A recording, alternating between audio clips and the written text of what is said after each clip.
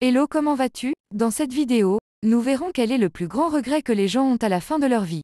Cette vidéo vous est présentée par la chaîne Questions-Réponses. Merci à Marie, Auguste Lesage, Catherine Lacassagne et Najib Benabdallah de nous partager leur point de vue sur cette question. C'est parti pour la première réponse de Marie. Je ne voudrais pas en faire de généralité, car je n'ai accompagné qu'une seule personne en fin de vie, ma mère.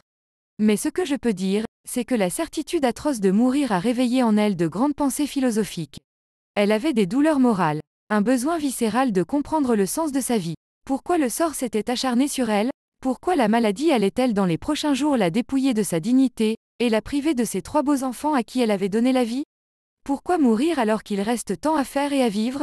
Ai-je été à la hauteur de mes rêves? Qui prendra soin d'eux? Qu'y a-t-il dans cet ailleurs où je m'envolerai? La religion n'est d'aucun secours pour m'apaiser. Ainsi, parmi ses regrets, il y avait sans doute celui de n'avoir pu poursuivre une carrière comme pianiste, ou celui de ne pas avoir terminé ses études en pédagogie alors qu'elle était si douée, ayant suivi son mari qui lui brillait dans des études supérieures à Paris et à Londres.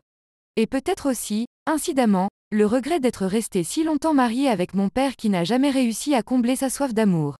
Ils s'étaient aimés et pourtant, mal assortis, ils ont souffert de rester ensemble. C'était un autre temps. La question est intéressante, et elle me fait réfléchir. Ne devrait-on pas arriver à la fin de sa vie sans regret?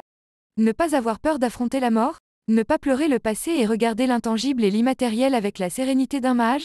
Pour ma part, j'ai fait un pacte avec moi-même, je veux être. Ne pas baisser les bras. Vivre intensément ce que j'ai à vivre, quitte à tomber et à me faire mal. Ne pas regretter d'être allé au bout de moi, car personne ne le fera à ma place. C'est ma seule certitude. On va pouvoir continuer avec la réponse de Auguste Lesage. Mon grand-père m'a expliqué 15 jours avant sa mort comment vivre sa vie en longueur et en largeur. Il m'a dit que la longueur est le quotidien, or la largeur est toutes les occasions, les opportunités, les événements qui se présentent à vous à tout instant. Et pour vivre en largeur, il ne faut rien lâcher. Un voisin qui tu rencontres sur le trottoir, tu salueras. Un parent qui t'appelle au téléphone, tu répondras.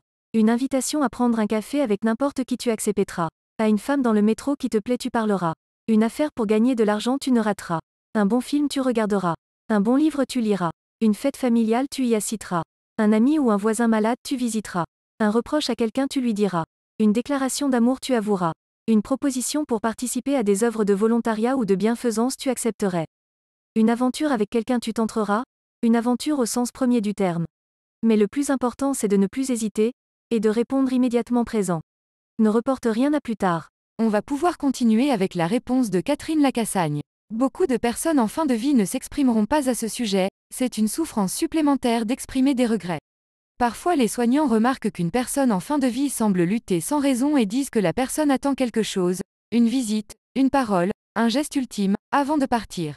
J'ai soigné un homme pendant quelque temps. Il avait été maltraitant avec ses enfants qui ne lui avaient pas pardonné et s'était éloigné. Un jour lors d'un soin je l'ai entendu murmurer des prénoms, ceux de ses enfants. Il était agité, je lui ai demandé s'il voulait leur parler. Il répondait inlassablement, « Mes enfants, mes enfants ». Alors j'ai pris le téléphone et j'ai appelé ces personnes tant espérées dans ces derniers instants. Sur 3 enfants, seuls 2 sont venus. J'ai vu le visage de ce patient se modifier. Je l'ai vu s'apaiser. Ils avaient tant d'amour à partager.